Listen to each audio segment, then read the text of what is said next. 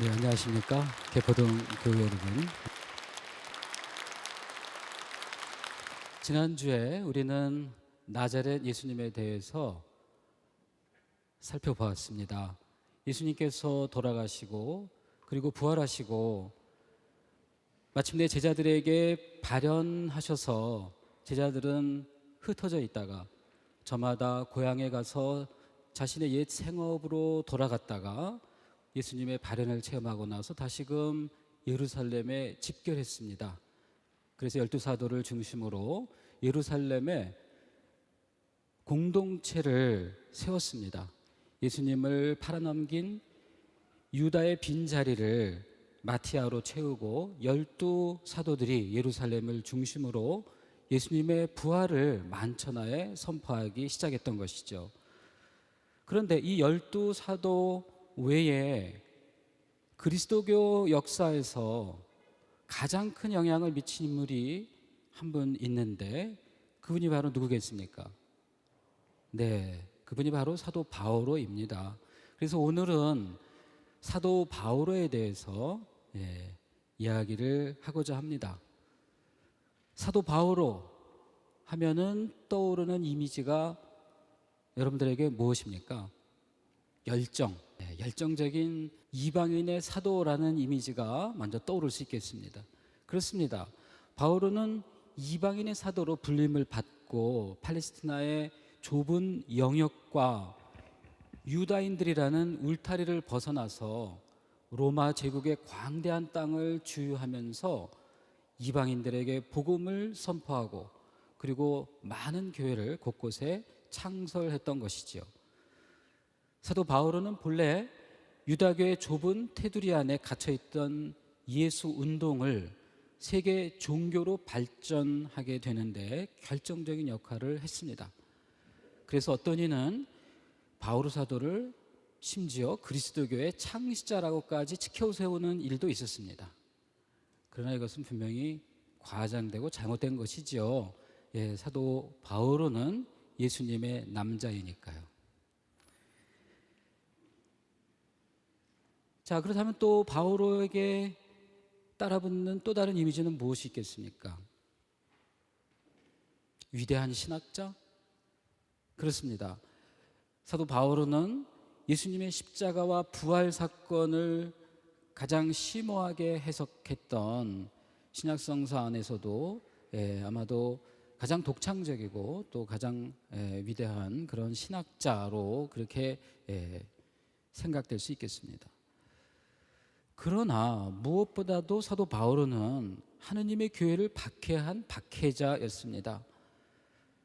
그런데 예수께서 왜 바오로를 선택하셨을까? 바오로 자신도 고린토일서 15장에서 나는 사도들 가운데 보잘것없는 자로서 사도라 불릴 자격조차 없다라고 그렇게 고백하고 있습니다. 그런데 예수님은 이런 바오로에게 바로 당신 이방인 선교를 맡기시고 그를 또한 위대한 사도가 되게 하셨던 겁니다. 그러니까 그가 바로 하나님의 교회를 박해한 사람이었기 때문에 그의 결정적인 그러한 흠 때문에 예수님은 바오로를 당신의 사도로 선택하신 것이라고 생각됩니다. 사실 성경에서 위대한 인물들은 한결같이 흠이 많은 사람들이었어요. 첫 번째 사람 아담부터 그렇죠. 하느님의 말씀에 불순종을 했죠. 그런가 하면 또 모세는 이집트 사람을 죽였고요. 아브라함은 자기의 목숨을 부지하기 위해서 자신의 아내를 아내가 아니라고 그렇게 거짓말도 했고요. 야곱은 아버지를 속여서 장자권을 탈취했고 다윗은 부하 우리아에게서 그의 아내 밧세바를 빼앗았고요. 또 솔로몬도 이방인 아내 때문에 우상 숭배에 빠지게 되었고 또 신약에 이르게 되면 베드로 사도는 예수님을 3번이나 부인하고 다른 제자들도 예수님의 순환에 참여하지 못하고 모두 다 도망치고 말았던 거 아닙니까? 이렇게 하느님은 흠이 있는 사람들을 당신의 도구로 사용하십니다. 아니, 예수님은 나는 의인을 부르러 온 것이 아니라 죄인을 부르러 왔다라고 하는 말씀처럼 바오로라는 그런 하나님께 불순종한 사람을 당신의 사도로 뽑으신 것입니다. 사도 바오로의 신학이 본질적으로 은총의 신학인 것도, 그리하여 그가 로마서에서 죄가 많은 곳에 은총도 많이 내렸다, 충만히 내렸다라고 그렇게 말씀하실 수 있었던 것도 사실은 자신의 체험에 근거하고 있기 때문이었던 것이죠. 자신의 부족과 자신의 죄에도 불구하고 자신을 사도로 선택해 주시고 당신의 도구로 써주신다라고 하는 하느님의 놀라운 은총과 하느님의 놀라운 위대한 섭리에 대한 절절한 고백과 성찰이 사도 바오로 서간의 근간을 이루고 있는 것이겠습니다. 그럼 이제 사도 바오로, 그는 누구인가? 라는 문제를 좀 더 이제 살펴보고자 합니다. 조사를 좀 해봅시다. 조사하면 다 나올까요? 네, 조사한다고 다 나오지 않습니다. 자료가 충분치 않거든요. 사실은 사도 바오로가 언제쯤 태어났는가를 알아보기 위해서는 신약성서의 두 대목에 이제 근거를 해서 나름 산정할 수밖에 없는데요. 사도행전 7장 58절에서 스테파노를 돌로 칠 때 바오로가 그 자리에 함께 있었다고 합니다. 그때의 사도행전은 바오로를 젊은이라고 표현을 해요. 그런데 도대체 젊은이라고 하는 말이 얼마나 막연합니까? 예, 젊은이 나이가 몇 살부터 몇 살까지라고 생각하세요? 저마다 다르지 않아요, 생각하는 게. 심지어 뭐 40살이 넘어도 스스로 젊은이라고 자부하는 사람들이 많죠. 외모만 보면 또 젊으니까요. 그런가 하면 또 두 번째 성경 대목인 그 필레몬서 9절에 한 55년 이후에 쓰여졌다고 추정되는 이 필레몬서 9절에서 사도 바오로 자신이 스스로를 늙은이라고 이렇게 소개하고 있어요. 그런데 이 늙은이도 얼마나 또 모호한 표현입니까? 도대체 우리나라에서 노인이라고 가리킬 수 있는 연령이 언제부터라고 보통 볼 수 있을까요?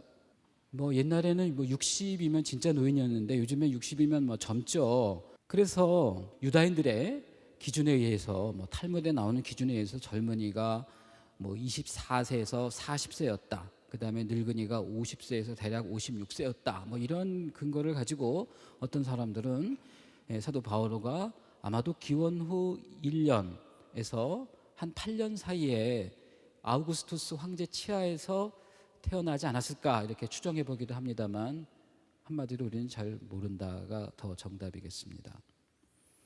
그 다음에 이제 바오로의 이름에 대해서 흔히들 생각하시기를 본래는 사울이었는데 예수님의 발현을 체험하고 나서 회심한 다음에 바오로로 개명한 것으로 아시는 분도 있으십니다만 사실은 그렇지 않습니다. 바오로는 디아스포라 출신의 유다인입니다. 그래서 디아스포라 출신의 유다인들은 대개 두 개의 이름을 가지고 있었다고 하죠. 자기들끼리 유다인들끼리 부르는 유다식 히브리식 이름이 있고요. 또 밖에 나가서 이방인들 사이에서 불리는 또 그리스식이거나 또는 로마식 이름이 있었다고 합니다. 그래서 사울은 그가 히브리인으로서 히브리식 이름이고 바오로는 그가 이제 로마 제국의 시민으로서 가졌던 이름이라고 말할 수가 있겠습니다. 그래서 바오로는 그 어디서 태어났는가 하면 킬리기아의 수도였던 타르수스, 뭐 타르소라고도 예전에 했는데 거기서 태어났어요. 여러분들 가지고 계신 지도 있죠? 네, 지도 한번 펼쳐보세요. 지도에 보시면 길리기아라고 있고요. 그 아래 다르소라고 하는 지명이 보입니다. 네네, 바로 이곳이 사도 바오로가 태어난 장소가 됩니다. 그러나 그는 타르수스에서 성장을 하고 교육을 일정 기간 받은 다음에 나중에 예루살렘으로 유학을 갔습니다. 예루살렘이 어디 있습니까? 긴 거리를 이제 여행을 해서 예루살렘까지 당도했고 그리고 그곳에서 당대의 유명한 랍비였던 가말리엘 1세의 문화생이 되어서 장차 랍비가 되는 수업을 받았던 것입니다. 어쩌면 바오로는 예루살렘까지 유학을 할 정도로 아마 경제적인 그러한 여유가 있었던 것 같고요.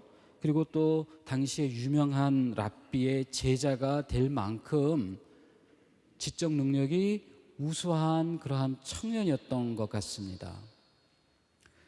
그러니까 우리는 지난 시간에 예수님께서는 율법을 모르는 족속이다라는 그런 비난까지도 들으셨던 거에 비하면 바오로는 예수님보다 훨씬 가방끈이 길죠. 그리고 다른 어떤 사도들보다 아마 배움의 기회가 더 많이 주어졌던 것 같습니다. 그래서 그는 이처럼 히브리인으로서 그는 유다교 전통에 정통하고, 그래서 구약성서를 그리스어로 번역한 70인역 성경에 정통하고요. 그런가 하면 그는 또 타르수스라고 하는 그러한 수도에서, 킬리기아의 수도에서 성장하고 교육을 받았던 만큼 당대의 그 그리스 문화에도 조예가 깊었던 것으로 보입니다. 그래서 사도 바오로의 문체를 보면은 당대의 그리스에서 사용되었던 문체, 그리고 화법, 특별히 디아트리베라고 하는 가상 대화법이라고 하는 그러한 문학적 기법을 즐겨 사용하면서 아주 치열하게 논쟁을 전개하는 것을 볼 수가 있습니다. 그리고 그의 직업은 우리가 천막 짜는 직업을 가진 것으로 알고 있죠. 그런데 그가 천막 짜는 직업을 가진 것은 우연한 것이 아니고요. 당시에 그 랍비들은 대개 수공업을 직업으로 가지는 경우가 많았다고 합니다. 수공업을 직업으로 하는 그러한 사람이었기 때문에 그가 가지고 있는 그 장점은 뭐였냐 하면 이동하면서도 얼마든지 일을 할 수 있다는 겁니다. 붙박이로 있지 않고 이동하면서도 일을 할 수 있다는 이 장점. 그래서 그는 이 장점을 10분 살려서 나중에 그는 그 고린토에서 그야말로 아킬라와 브리스킬라라고 하는 유대인 부부와 함께 천막 짜는 일을 하면서 자신의 생계도 스스로 생계비도 벌었고, 또 선교 자금도 아마 스스로 충당했던 것으로 보입니다. 일정 기간까지는.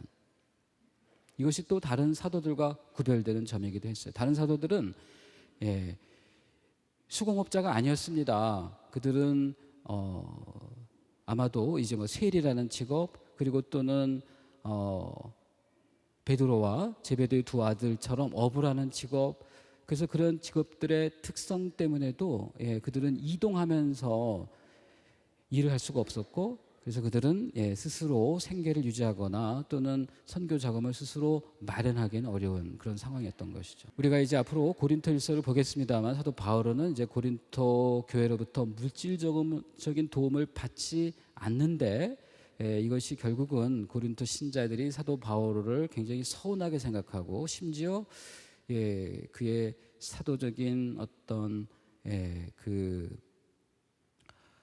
자격을 의심하는 그런 이유가 되기도 합니다. 그리고 이제 사도 바울은요, 무엇보다도 유다교를 신봉하는 데 있어서 동족의 다른 또래 사람들보다 훨씬 더 열심하였다고 스스로 말하고 있습니다. 갈라디아서 1장 14절. 여기서 그 열심하다라고 하는 이 말은요, 우리가 열심당원이라고 있죠. 유다교의 여러 종파 가운데 혁명당원이라고도 하고 열심당원이라고도 하는, 그래서 한 분 하느님을 오로지 믿기 위해서 이방 세력들을 팔레스티나 땅에서 무력으로 쫓아내려고 그렇게 시도했던 그런 일련의 그룹들을 우리는 가리켜 열혈당원이다라고 말하는데, 사실은 그 열혈당원을 가리키는 이 말과 사도 바오로가 내가 율법에 열심이다라고 하는 말의 이 열심은 사실은 같은 말이에요. 상황에 따라서 열심당원으로 보일 수가 있고요, 아니면 그냥 율법에만 열심한 그런 사람으로 이제 해석할 수가 있는 것이죠. 바오로는 율법에 대한 지극한 열심 때문에, 그 열심으로 말미암아 사실은 하느님의 교회를, 그리스도인들을 박해하기에 이른 것입니다. 사실은 종교적인 이 열심이라고 하는 것이 흔히 폭력을 낳게 마련이에요.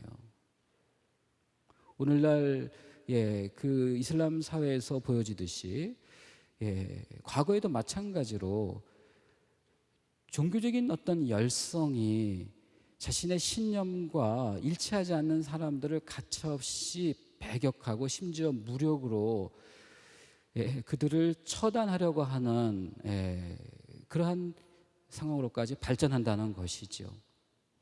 사도 바오로의 율법에 대한 열심이 바로 그리스도교에 대한 박해로 이어졌다는 겁니다. 그렇다면 구체적으로 바오로는 왜 그리스도인들을 박해했는가? 먼저 유다인들이 스테파노를 고발합니다. 그 고발 내용인즉슨 이 성전을 허물고 모세로부터 받은 율법을 뜯어 고친다라는 그러한 예수님의 말씀을 이제 스테파노가 인용하고 있는 것인데, 그러니까 스테파노는 이 거룩한 성전과 신성하기 짝이 없는 이 모세의 율법을 감히 거스른다라는 그런 제목으로 스테파노를 고발하고 있었던 겁니다.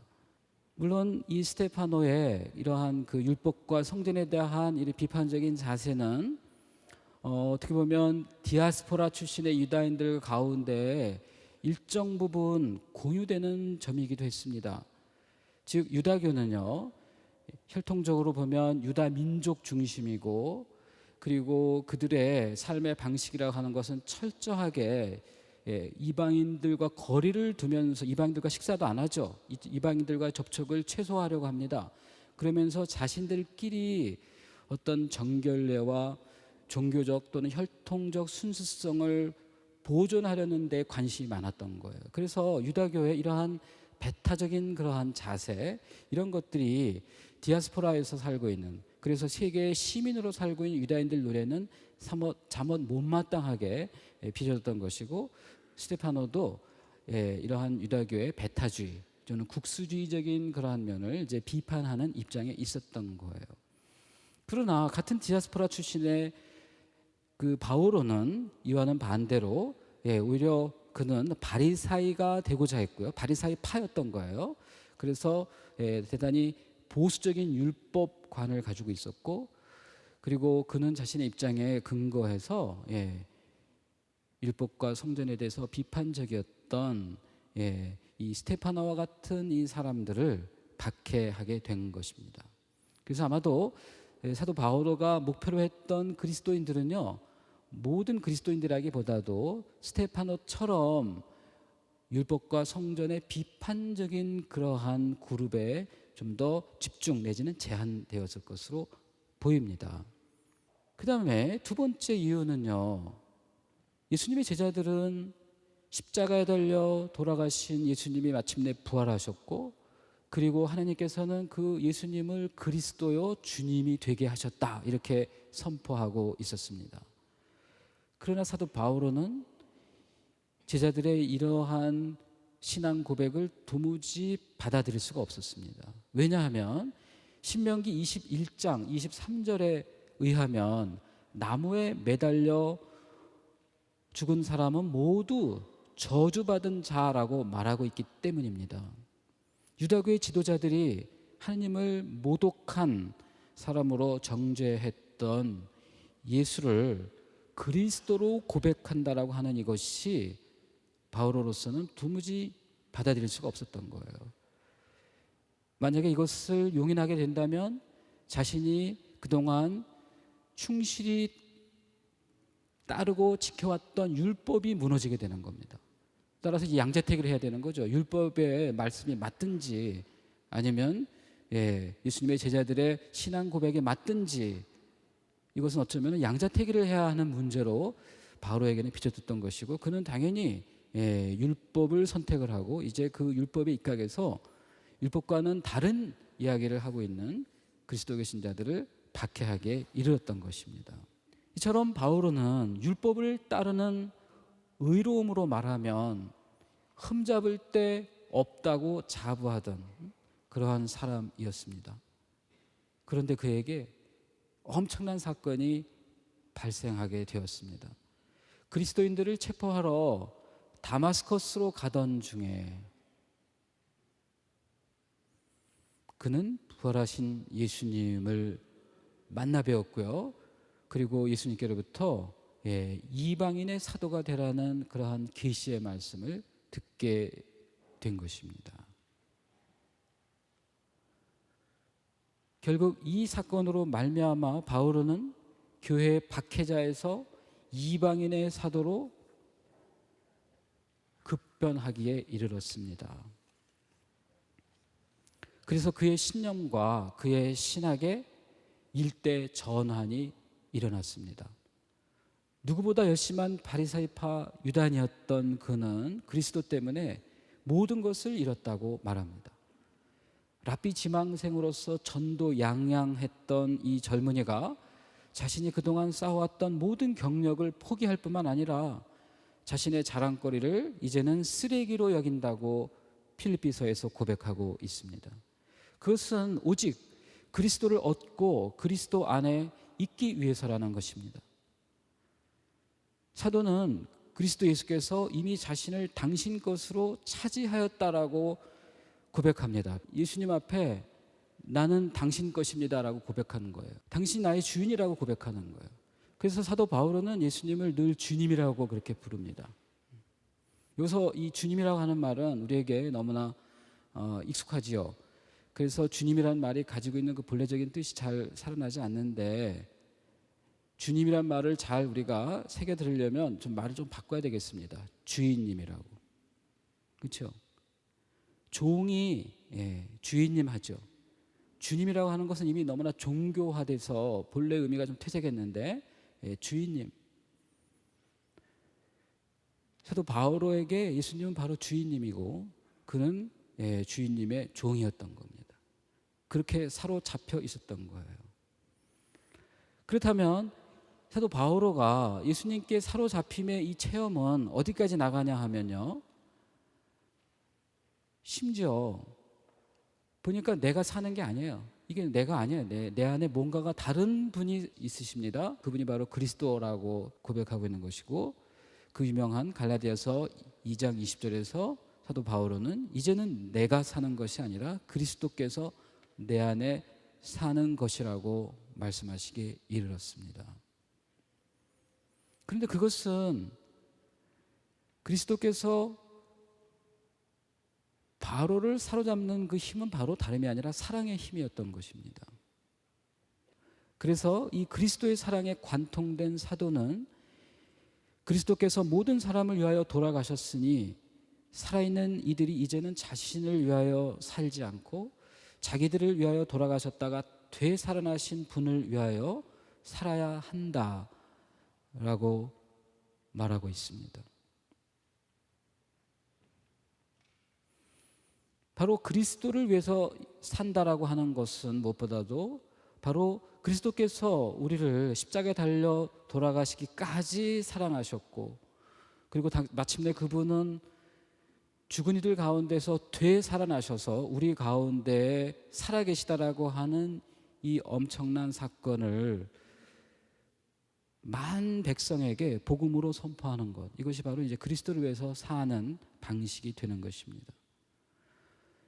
그리스도의 이 기쁜 소식은요, 복음은 선포하는 사람이 없으면 사람들에게 전달될 수가 없습니다. 이것은 자기 혼자 묵상해서 얻을 수 있는 진리가 아니라 역사 안에서 발생한 하나님께서 예수 그리스도를 통해서 보여주신 하나님의 놀라운 사건이기 때문에 이것은 오로지 사람들에게 선포함으로써만 전달될 수가 있다는 것이죠. 사도는 이 놀라운 이 하나님의 사랑을, 하나님의 복음을 선포하면서 자신이 얼마나 나약한가를 잘 깨닫고 있습니다. 그래서 스스로를 질그릇이라고 비유합니다. 사도는 보물을 질그릇 속에 지니고 있다라고 그렇게 이야기를 하고요. 고린토이서 4장 7절. 그리고 또한 언제나 예수님의 죽음을 몸속에 지니고 다니기에 자신의 몸을 통해서 예수님의 생명이 드러난다고 말합니다. 그래서 사도 바오로가 사도로서 겪는 온갖 그 고난과 그 멸시와 그 환난이라고 하는 것은 바로 그리스도의 남은 고난을 자기가 자기 몸 안에 채우는 것이고요. 그리고 이것은 또한 신자들의 위로와 신자들의 구원을 위한 것이다라고 그렇게 이야기하고 있는 것입니다. 이제 우리는 바오로 서간 안에 나타나는 중요한 하나의 그 현상으로서 사도 바오로는 나자렛 예수님의 삶과 그리고 그분의 가르침에 대해서 별로 언급하지 않고 있다는 사실입니다. 과연 예수님에 대해서 사도 바오로는 어떻게 생각하고 있는가? 왜 사도 바오로는 예수님의 가르침과 행적에 대해서는 별로 언급하고 있지 않은가? 복음서에서는 예수님이 많은 환자들을 치유해 주시고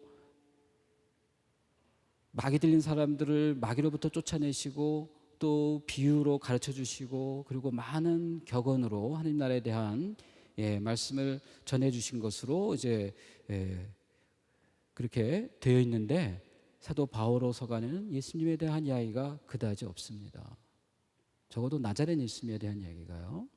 여기서 우리는 복음의 주제와 복음의 대상에 어떤 큰 변화가 생겼다는 것을 이야기할 수 있겠습니다. 나자렛 예수님의 그 메시지의 중심에는 하느님 나라가 있다라고 지난주에 말씀을 드렸습니다.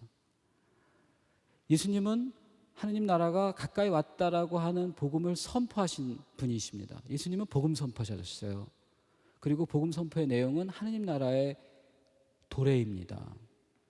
그런데 이제 예수님의 죽음과 부활 이후 초대교회에서는 특별히 사도 바울에게 있어서는요, 무엇이 복음인가 하면 하느님께서 예수님의 죽음과 부활을 통해서 우리에게 보여주시는 구원이 이제 복음의 내용이 됩니다. 우리의 죄를 위하여서 돌아가셨고요, 또 죽은 이들 가운데서 사흘 만에 부활하심으로써 장차 우리도 예수님의 십자가의 죽음과 그리고 부활의 영광에 참여할 수 있게 되었다라고 하는 이것이야말로 바오로 사도 복음의 핵심 내용입니다. 따라서 복음서에서 나자렛 예수님은 하나님 나라의 도래를 선포하는 복음 선포자이셨지만 이제 사도 바울을 오게 되면 복음 선포의 대상은 이제 예수님 자신이 됩니다. 특별히 그 예수님은 나자렛에서 활동하시고 가르쳐 주신, 갈릴라에서 활동하시고 가르쳐 주신 예수님이라기보다는 특별히 돌아가시고 그리고 죽은 이들 가운데 부활하신 예수님이 되는 것입니다. 그래서 이제 사도 바오로에게 예수님은 복음 선포의 내용이자 복음 선포의 대상이 되는 것이에요. 그렇다면은 이제 나자렛 예수님의 그런 행적과 말씀이라고 하는 것은 이제 사실은 2차적인 중요성을 지닐 수밖에 없게 됩니다. 그래서 사실 복음서에서 예수님의 제자들은 예수님을 뭐라고 많이 불렀냐면 스승님이라고 많이 불렀어요. 랍비. 그러나 사도 바오로는 예수님을 결코 랍비라고 부르지 않습니다. 항상 주님이라고 불러요. 예수님은 우리의 스승이 아니십니다. 스승이라고 하는 차원을 훨씬 뛰어넘어서 우리를 죄로부터 그리고 죽음으로부터 구원해 주시는 구원자이시고요, 그리고 주님이신 분이신 겁니다. 이러한 예수님에 대한 이해의 변화, 이것이야말로 이제 그 사도 바오로의 복음의 기본을 이룹니다. 그러니까 이제 예수님까지 포함해서 유다인들은 모두 하느님 안에서 살았습니다. 하느님이 모든 삶의 중심이 되었습니다. 그런데 이제 사도 바울에게 와서는 이제 예수님이 그 자리를 차지하는 거예요. 예수님 안에서 사는 거예요. 그리스도 안에서 살아갑니다. 그리고 그리스도를 위해서 또 삽니다. 물론 그리스도를 위해서 산다는 것이 하나님을 위해서 산다는 것과 다른 내용은 아닙니다. 그러나 이제 하나님을 만나는 방식이, 하나님을 섬기는 방식이 이제 그리스도로 구체화되는 거예요. 그리스도라고 하는 그러한 과정 없이 하나님을 알거나 하나님을 만날 수가 없다는 것입니다. 그래서 이제 그리스도 안에서, 그리스도를 통해서, 그리고 그리스도를 향해서 살아가는 것이야말로 이제 바로 그리스도인의 삶이고, 어쩌면은 만물이 그렇게 또 그 돌아가는 현실이 되었다는 것입니다. 이처럼 십자가에 달려 죽으시고 우리를 위하여 죽으시고 그리고 죽은 이들 가운데서 부활하신 그리스도, 이제 이분이야말로 사도 바울의 전부가 되는 것이고, 그래서 사도 바울은 나자렛 예수님, 우리가 말하는 소위 역사적인 예수님에 대한 관심을 그다지 갖지 않게 되었다. 그래서 사도 바울은 고린토이서 5장 16절에서 이렇게 말합니다. 이제 더 이상 그리스도를 인간적인 기준으로 이해하지 않는다라고 말합니다.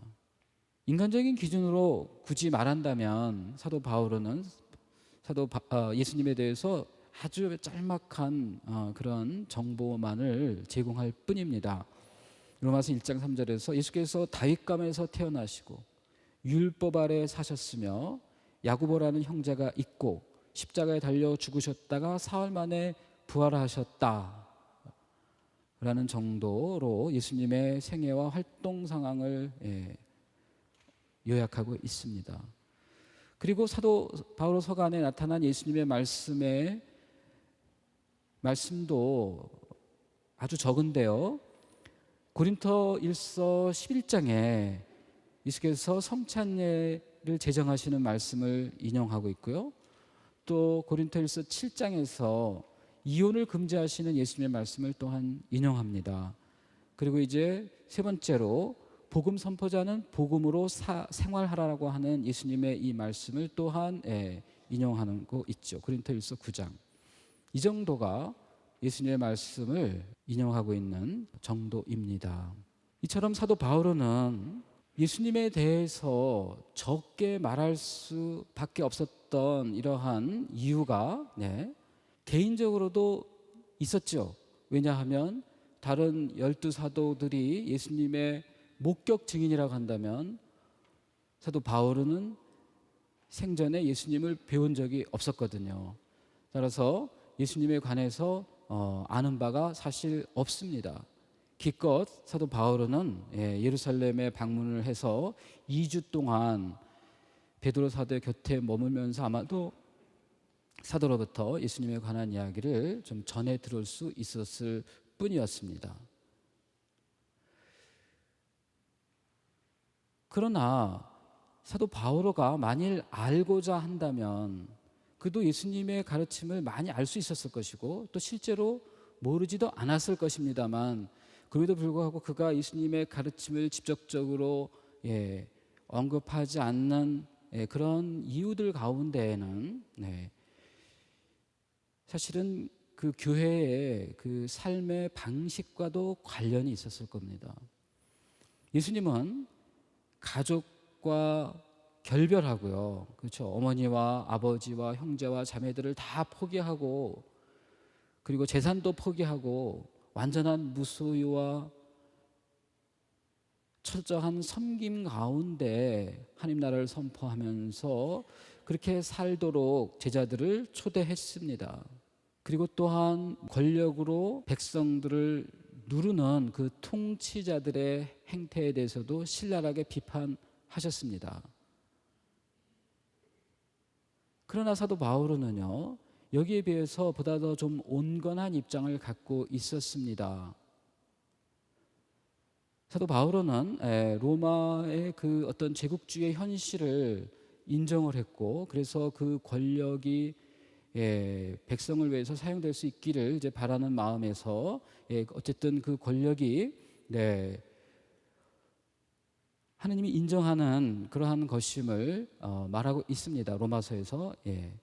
그리고 또한 사도 바울은 예수님처럼 내가 가진 모든 것을 팔아서 가난한 사람들에게 나눠주고 나를 따르라, 이런 말씀을 또한 사람들에게 요구하지도 않았어요. 물론 사도 바울 자신은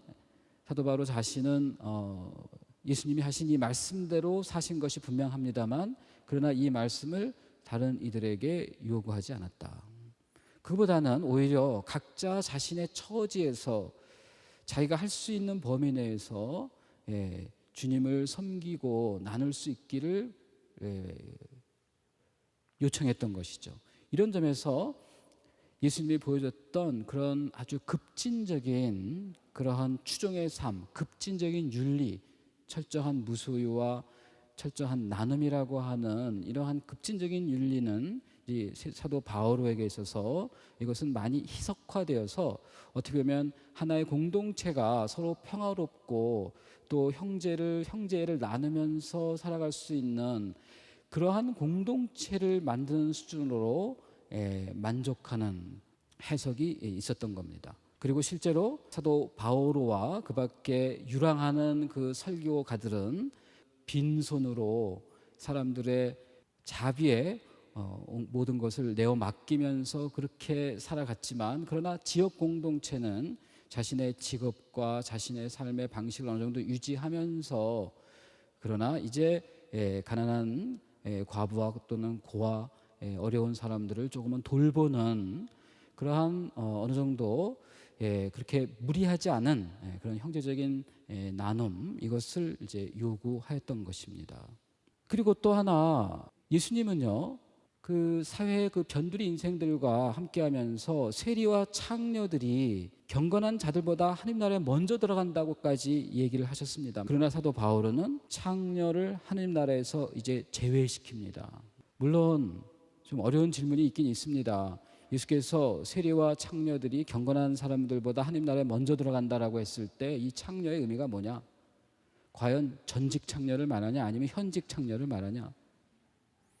여전히 창녀인데도 불구하고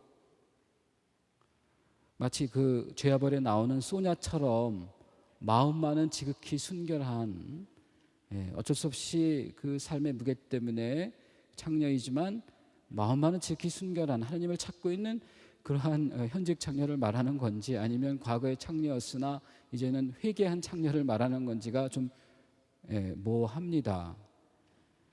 어쨌거나 사도 바울은 창녀를 하나님 나라에서 배제했고, 또 이제 우리가 앞으로 보겠습니다만 고린토 1서 6장에서 창녀와 어울리는 사람들을 아주 호되게 꾸짖습니다.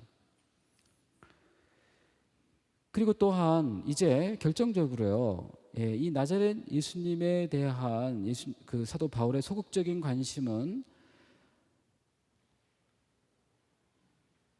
이것은 또한 대단히 신학적입니다. 즉 예수님이 그리스도요 주님으로 현양되고 고백되는 그 이유는요, 그분이 주신 놀라운 지혜로운 가르침이나 또는 그분의 그 기적을 일으키는 그런 권능 때문이 아니라 하느님이 십자가에 달린 그리스도를 부활시켰기 때문이라는 것입니다. 즉 예수님의 그 가르침과 그분의 기적이 예수님을 그리스도요 주님으로 만든 게 아니라는 거예요. 예수님은 십자가에 달려 철저히 실패하는 삶을 살았습니다. 외적인 그런 기준으로 볼 때. 그러나 바로 하나님께서 그 예수님을 되살려 주심으로써 예수님 스스로가 그리스도가 되고 스스로가 주님이 된 게 아니라 하나님이 바로 예수님을 십자가에 달려 처절하게 돌아가신, 인간적으로 보면 실패하신 그분을 되살려 주심으로써 그리스도요 주님으로 만드셨다라고 하는 거예요. 그래서 이 그리스도 이 신앙은요, 이것은 예수님이 자기 스스로에게 부과한 내가 바로 하나님의 아들이다, 너희는 나를 믿어라 라고 하는 데서 출발하는 게 아니고, 무엇보다도 하나님이 예수님을 당신의 그리스도로 받아주시고 또 아드님으로 그렇게 선포해 주시고요, 그래서 온전히 하나님의 선택과 또 그야말로 하나님의 권능에 입각해서 예수님이 우리에게 그리스도가 되시고 주님이 되셨다라고 하는 이 사실, 그렇다면은 그 하나님의 권능이 가장 그야말로 인간적인 어떠한 개입 없이 오로지 하나님만의 권능으로 드러날 수 있는 현장은 그분의 가르침이나 그분의 기적이 아니라 그분의 죽음과 그분의 부활이라는 겁니다. 부활 사건은 인간이 어떻게 해볼 수 없는 절대적인 영역이죠. 죽은 인간이 무엇을 할 수 있겠습니까? 따라서 돌아가신 예수님을 부활시키셨다라고 하는 이 사실이야말로 오로지 하느님의 권능에 입각한 것이고요. 바로 그 때문에 그 하느님의 그 권능에 입각해서 십자가에 달리신 예수님이 그리스도가 되시고 주님이 되실 수 있었다는 것. 그러므로 이제 예수님의 가르침과 예수님의 기적이라 하는 것은 부활에 비하면 이것은 너무나 이차적이고 어떻게 보면 부수적인 것일 수밖에 없다라는 결론이 나오는 거예요.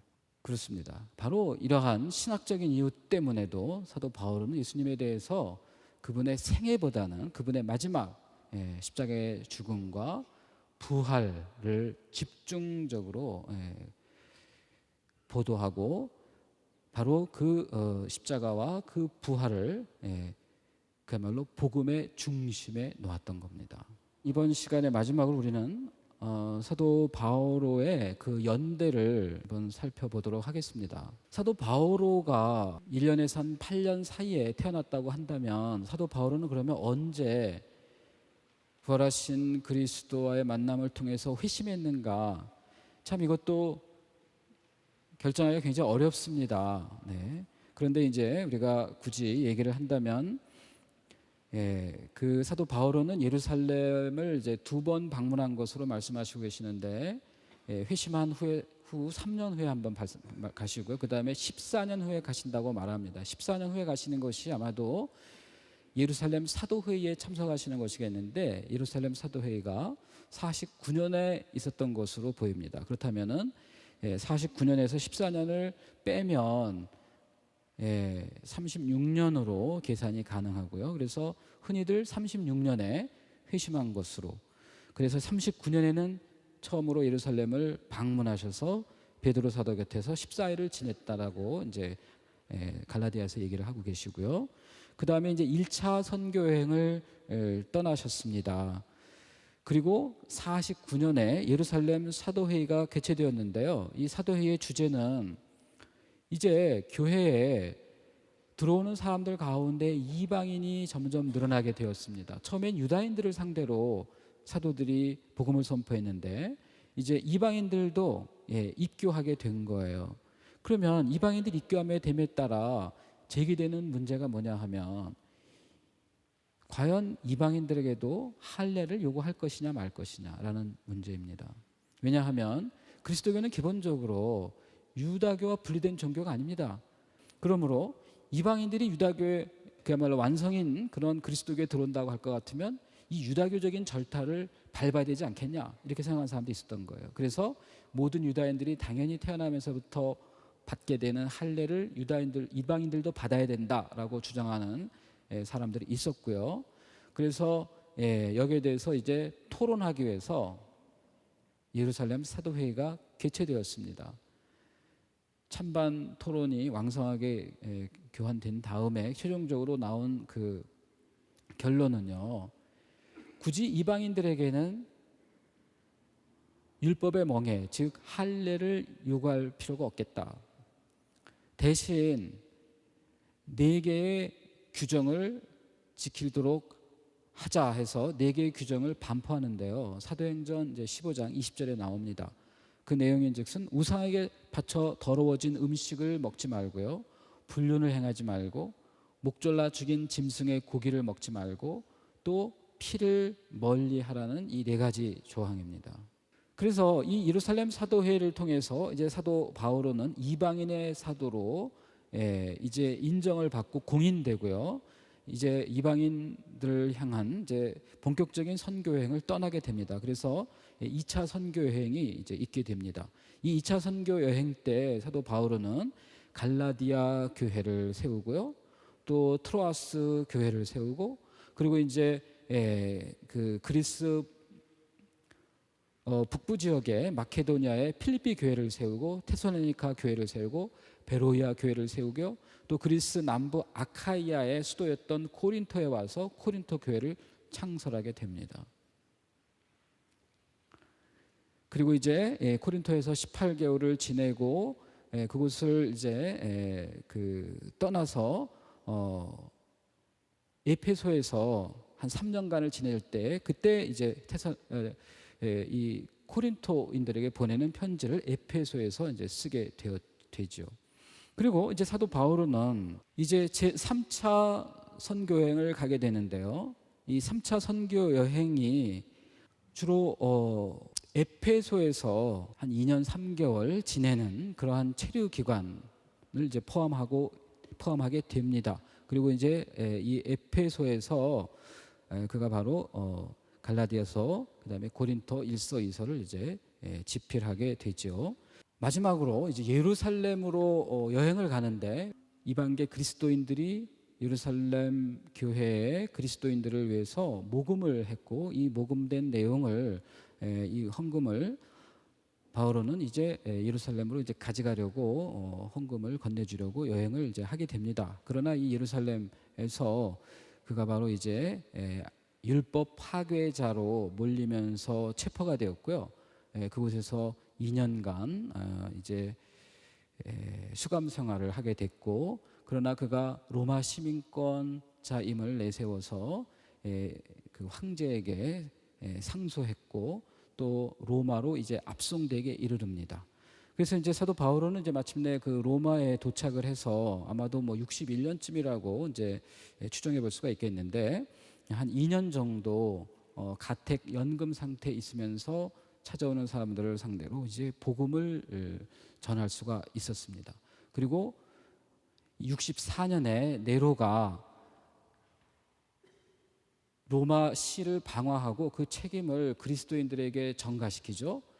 그리고 이제 그리스도인들을 대대적으로 박해할 때, 그때 사도 바울은 그때 베드로 사도도 마찬가지고요. 그때 이제 순교하게 된 것으로 클레멘스 1서가 말하고 있습니다. 여기까지 들어주신 여러분들께 감사드리면서 오늘 강의는 여기까지 마치겠습니다. 감사합니다.